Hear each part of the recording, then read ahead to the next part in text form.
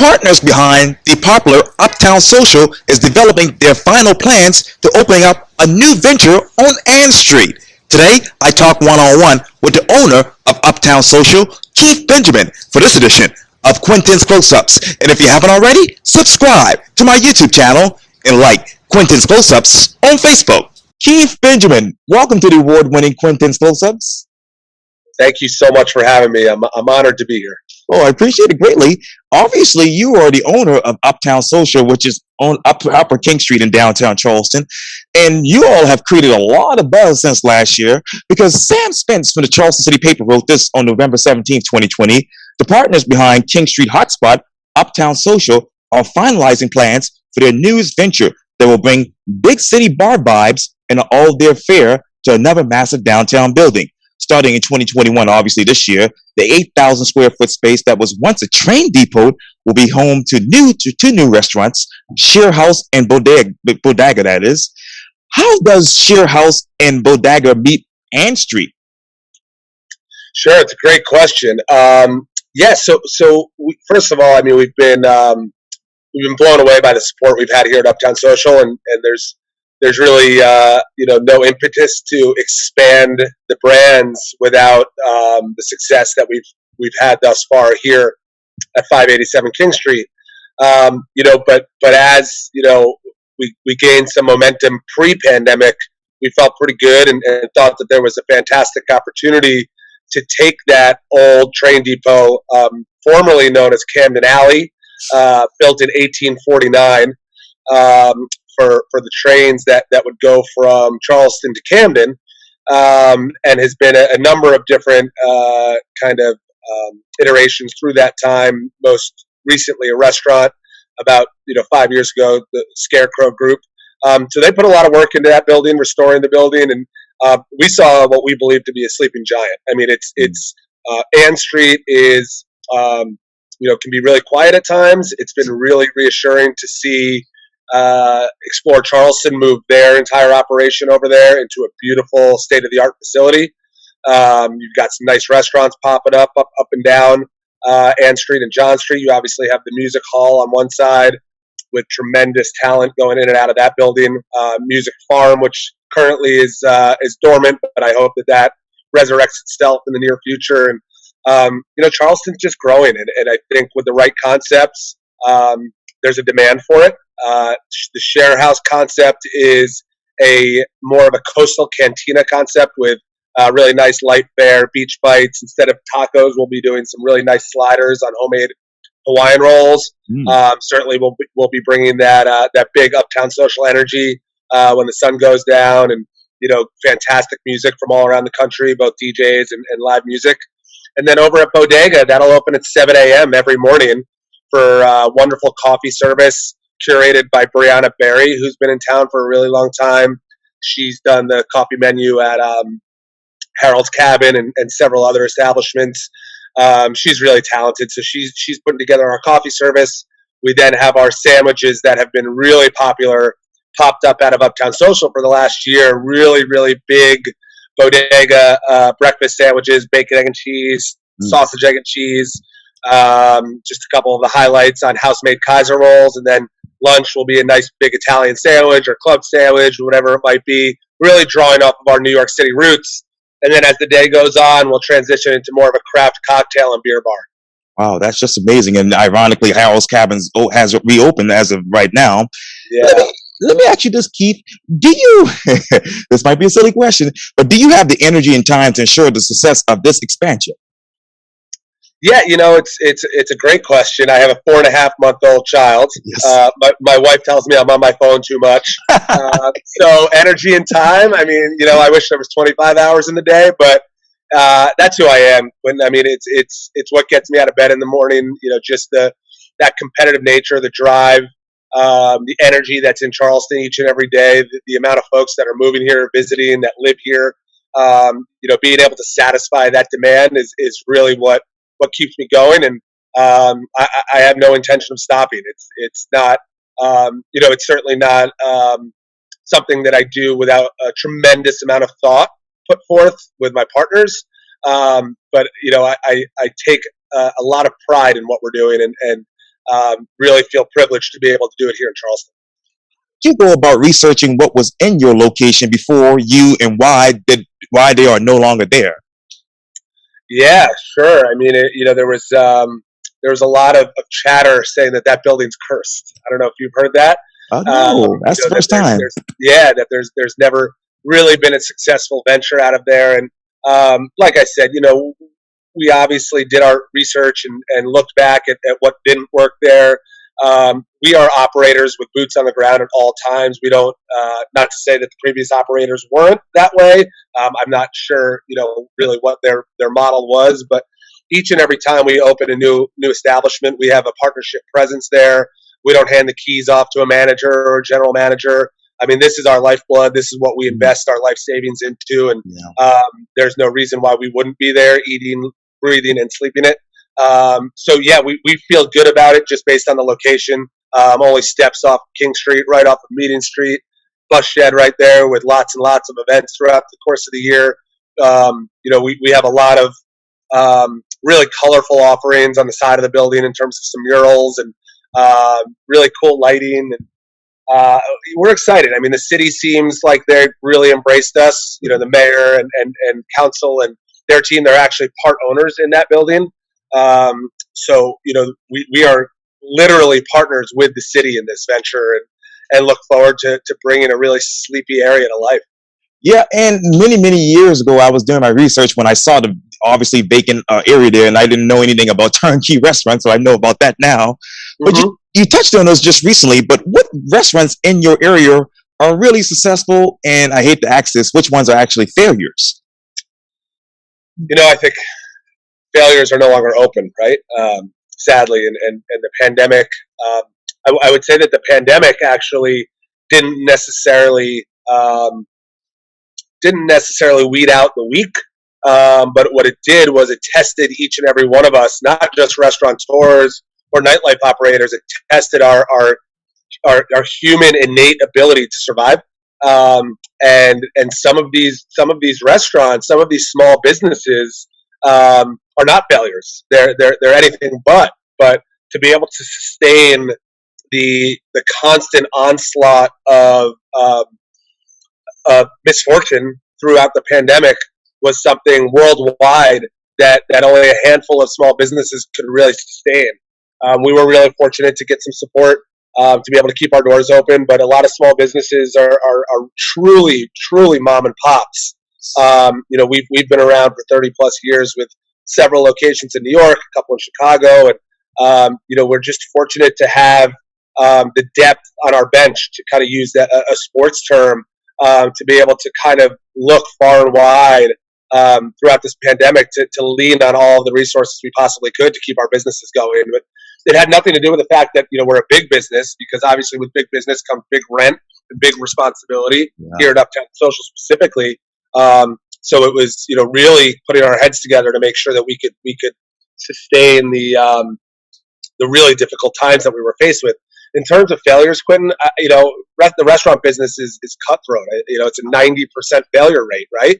But once again, it's just it takes so much time, so much effort, so much energy, and some people just think after a certain amount of time, it's just not for me, right? And as I take my hat off and I look at the little bit of hair I have left, I mean, it really it tests your will to survive. But this Charleston market is special in so many ways. We were welcomed with open arms by restaurant owners, by Explore Charleston, by the mayor and his team.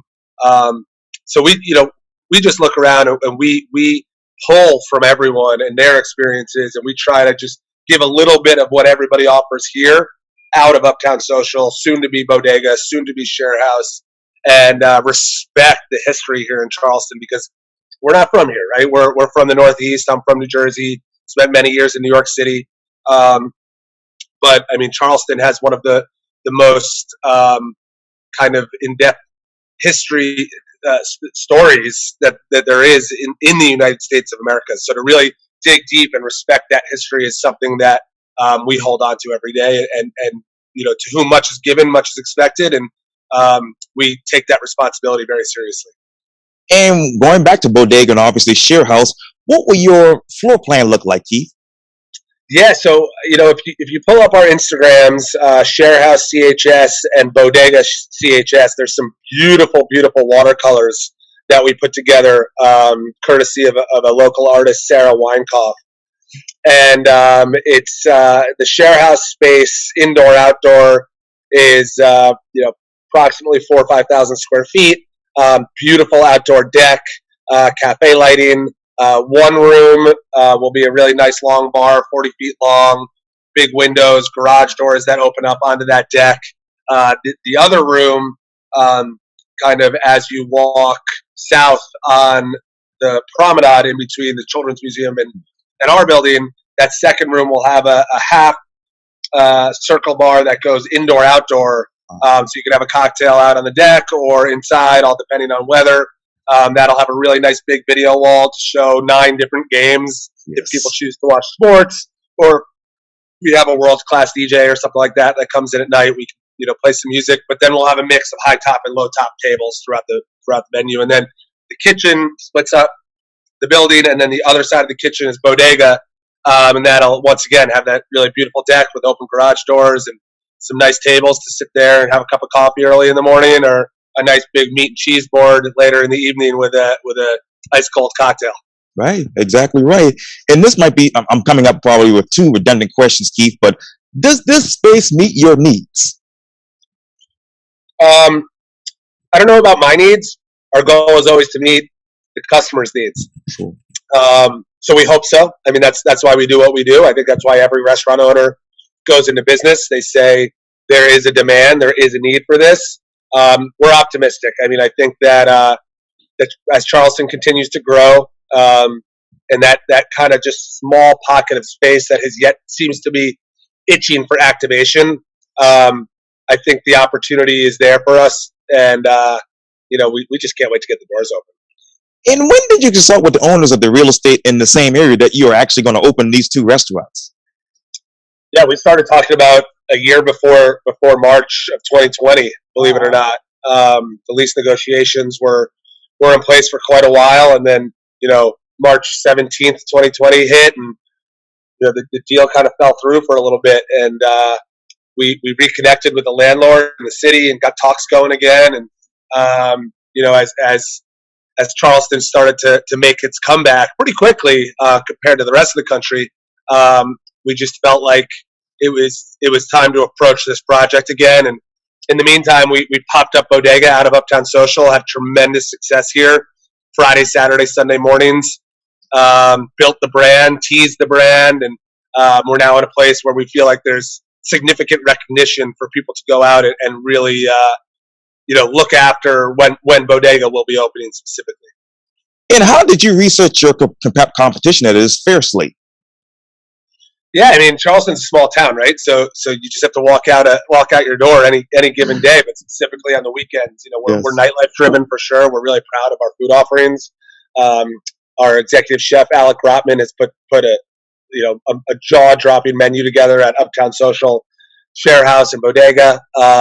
So it's really just looking around and seeing what's been popular in Charleston, looking in the mirror to see what's worked at Uptown Social, and kind of combining a lot of different things that we've seen both locally and around the country. To be honest, I wasn't joking before. This phone that's next to me, I live on social media just looking to see what other food, beverage, hospitality operators are doing, not just in the U.S. but all around the world. And if we can just pick a little thing here and there and implement that into what we do, and keep an open mind that there's not just one way to do things. There's several ways to do things, several ways to approach, the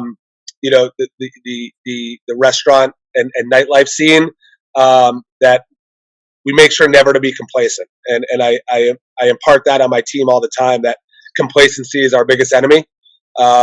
And if there's ever a time where we feel satisfied, then we better challenge ourselves as to what that next step is. And that's what we're doing with Sharehouse and Bodega. And I know I'm asking another redundant question, but how have you identified what you will do that no one else in the area is doing? Yeah, like I said, when we just try to pick and choose, little pieces of success from every other business, right? So it'd be tough for me to say, that none of what we are doing exists, right? I mean, if you look at the cantina vibe, you can look at Next One Cantina on Sullivan's Island specifically, which I love. I think they're super bright, and their food offerings are awesome, and their cocktails are delicious. So we look to those guys for some inspiration. Like I said, we've lived on some Instagram pages to see what some folks down in the Baja California area have done. We look at Uptown Social to see the success we've had with volume. We look at some other nightclub establishments, both locally and around the world, to see how they bring high volume in on the nights and weekends.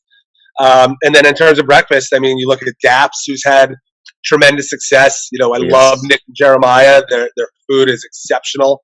It's literally created for Instagram and for our bellies. I mean, it's really tasty. Big Bad Breakfast does a really nice job with their portions. There's some delicious sandwich shops around town, which we've kind of drawn from, and then coffee shops for Bodega. I love the Daily. I love Kudu. Oh, yes. Baba's, which is a neighbor of ours, has given us tremendous inspiration. So it's just respecting everybody else that's come before us, and trying to replicate just a little bit of what they do and put our own spin on it. And obviously, you gave me a preview of the menu that's coming up there. But how do you hope to attract and retain those customers? I think customer retention in Charleston is actually really tough, believe it or not, because it's based so heavily on tourism, right? So I think it's really important to gain loyalty, which we've worked really, really hard to do here at Uptown, and make sure to really truly reach out to the locals, right, and make sure that this is a place where, even though it's 10,000 square feet, they feel comfortable here as their local watering hole, as a place to get that thin and crispy pizza or to check out our specials on the weekends. We're doing the same with Bodega and Sharehouse. Make sure to really get that buzz out there and post like crazy and do pop-ups and keep people aware of what's to come. And then, for Uptown, we want to make sure that the locals, like I said, love coming here, but also that we end up at the top of everyone's list when they get that list, whether they're coming from New York, Boston, Chicago, wherever it might be, and that, where do we go for some nice, coastal fare or breakfast or coffees or, party at night. It's, go check out Uptown, check out that new spot, Sharehouse. And when you wake up the next morning, go to Bodega for a sandwich. But also don't forget, stop back at night for a nice craft cocktail or beer. Yeah, makes sense. And how many people do you, Keith, initially need to open this restaurant, or these two restaurants? Quinn, it's no secret there's a labor shortage everywhere, right? We if you add our kind of freelance contract employees, whether it's security or entertainers, we probably have 100 people on payroll here at Uptown Social. I would say we'd have a similar number at Ann Street between Bodega and Sharehouse. The back of house is something that we're really focusing on. Front of house is super important as well, but we have a little bit more luxury. We can build that out of Uptown and move some people down the street. There's just fewer back of house employees, but Chef Alec has done a great job of building those relationships, and we're really optimistic that he'll be able to get who he needs in the kitchen, and we'll be able to do the same in the front of house. And let me go back to customer service. What customer service culture will you create, and how will you actually deal with customer complaints? Yeah, it's the toughest part about what we do, right? You every day you open your door, you don't know who's walking through it. You hope that they have a smile on their face and they're understanding. But one thing we learned during the pandemic is, it doesn't matter whether it's snowing outside in Charleston, whether there's a worldwide pandemic, whether there's a hurricane coming through. Customers have pretty high expectations. Yes. Everyone kind of looks at themselves.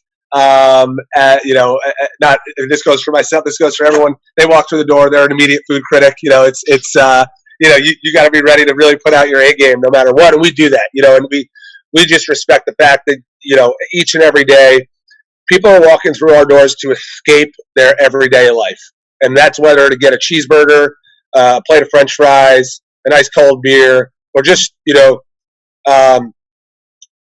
up some good conversation with the bartender or their server, right? And we talk to our staff about it all the time. We say that we're all human, right? And so when we come to work, it's only realistic that when we walk through this door, there's going to be something on our mind, good, bad, or otherwise. And I challenge our staff to leave it at the door, because what our customers are looking for is that same escape. And so if you're able to leave that stress, that negativity at the door, and offer that A+ experience, that's what brings people back. People don't want to hear, frankly, that your dog is sick, or that you're a ton of schoolwork, or what have you. It's a therapy session when you're in the food and beverage industry, but it only goes one way. That's right. And we're here to listen to our customers, to offer advice, to provide fast service. But our customer doesn't want to hear our woes.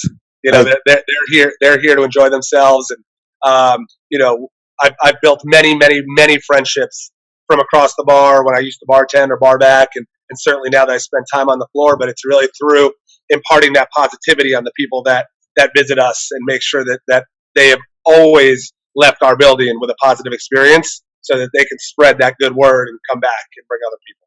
Absolutely. You talk about spending time on the floor. How do you look at the restaurant business now, spending time on the floor as an owner? Yeah, it's challenging because I can't do it by myself. I don't try to. My team is incredible. We have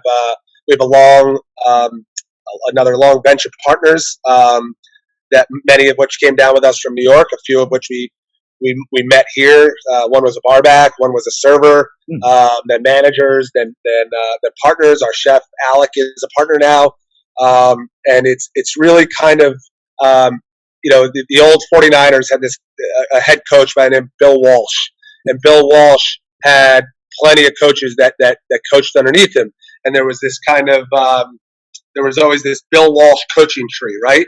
And so there's Bill Walsh at the top, and then another 2 or 3 coaches below him, and then 3 or 4 under him, and so on and so forth. Bill Belichick has done something really similar in New England over the years. I learned from a few folks in New York, my experience up there, and I've hired a bunch of folks underneath me, and they built their team underneath them, and you're only as strong as your team. So I really lean on my team. I love spending time on the floor, but it's like I said, I have a 4.5-month-old child. Yes.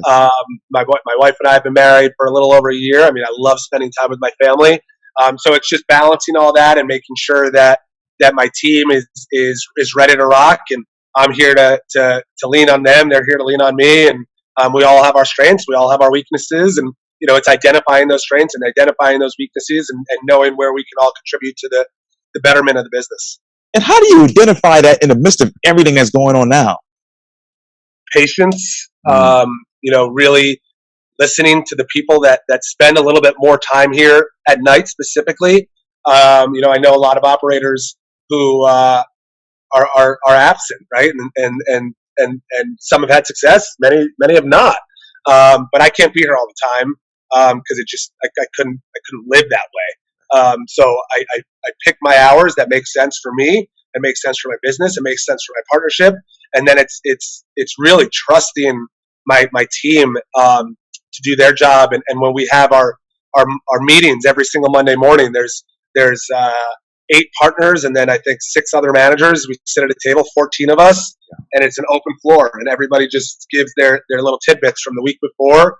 We put it on one big sheet of paper, and we talk about how we can get it all done and do it better the next week. Yeah, absolutely. Oh, you know what? What was King Street like before Uptown Social, that is? That's a question for you, Quintin, because I wasn't here. I moved to Charleston in 2017, but to be fair, I started coming down in 2012, and if I remember correctly, I think Stars had just opened. Yes. Right around then, and from what I heard at the time, there was nothing really to visit past Stars as you were moving up Upper King. When we moved, when we started looking here in 2016, the Hyatt, I think, had just gone up. They had started to build the Blue Green Hotel next door, and more businesses were starting to make their way up Upper King. If you go, another probably quarter mile up the road, there's Leon's. Obviously, the recovery room has been here for forever, and Boston has done an amazing job with the recovery room. and the Daily, and then Little Jack's and Belfi's most recently. Yeah. So it's connecting those pockets of King Street, so that folks don't just stop, when they hit, I don't know, John King, call it, right? Right. And then they see Stars, and then they make their way down, and they see The Ordinary, and then they see Right. Uptown Social, and then someone hollers at them and says, "Hey, if you keep moving, you'll get to Barca, which is amazing paella, and then you get to the Daily." And that's what I love about Charleston, is that these places just keep opening up, and it's up to all of us operators to continue to work together, because any one of us having success rubs off on the next. Right. Because if someone goes to the Ordinary for a big seafood tower, they're most likely going to be looking for a cocktail, afterwards across the street, or maybe a place to watch football the next morning. And so, I would count on the folks at the Ordinary, as an example, to say, "Hey, go check out Uptown afterwards to get your dance on, or grab some breakfast tomorrow morning and watch some football." Absolutely. And how ready are you for the impact of your existing business when it comes to the Sharehouse and Bodega? Yeah, it's a good question. We worry about it a little bit. I mean, Uptown's big. Sharehouse and Bodega are also big. So it's being strategic and booking certain entertainment at certain times, and running certain food promotions at certain times, and just continually studying the market and the flows of King Street and Ann Street and downtown and festivals, and targeting different demographics at different times, and who's visiting when. And it is a science. It's not rocket science, but it's certainly a science, and making sure that every day you're really paying close attention to what's going on here. Because if you sleep for even a second, someone's going to eat your lunch. And it's a dog eat dog world. This industry is really tough, and it's just making sure that we're complementing our businesses off of one another. And I got to go back to Sunday because I just thought about this, but I was at the corner of Spring and King, and I had to go over to an interview over at the college. But I was wondering about the one-way traffic now on that side of King Street. How's that affected your business? It's all of the measures that have been taken at night by the mayor, council, CPD. We applaud. I mean, just having more support on King Street specifically. There's lots of people here, Quintin. Lots and lots and lots of people. And there's only so many bars and restaurants, right? And so, by nature, there's not enough room to put all of these people in buildings. Therefore, we need help. We need assistance from the city. And moving that to one way has just allowed for, emergency responders to have that other lane to get where they need to go just in case, to provide us with support if there's, something that might be a little unruly going on. Yes. But we love it. I mean, we absolutely love all the measures that have been taken, and just keeping people safe. There's that big sign warning people of DUI checkpoints. I mean, it's serious, and if people are going to come downtown and have a couple cocktails, they should use a ride share app, or leave their car and carpool and have a designated driver, and we're all about that. Absolutely, absolutely. And let me go back to Ann Street really quick. How do you configure that structure in mind with COVID? Yeah, I mean, we have a lot of outdoor space, which is great. We have a lot of outdoor space here at Uptown Social. We've created some more outdoor space next to Uptown Social. We call it the Lot. Oh yeah, which is an area that we've used for some dining. It's really, really nice out there, and we have a lot more outdoor space at Ann Street with the open garage doors. People want to be inside, totally up to them. They want to be outside, they can do that as well. I think one thing we've learned, Quintin, is that it's not going away. No. So it's up to everyone to make the right decision, the safe decision for themselves and their families. And, we give people several opportunities to be inside or outside, depending on the season. Yes, indeed. And my last question for you, Keith, is this.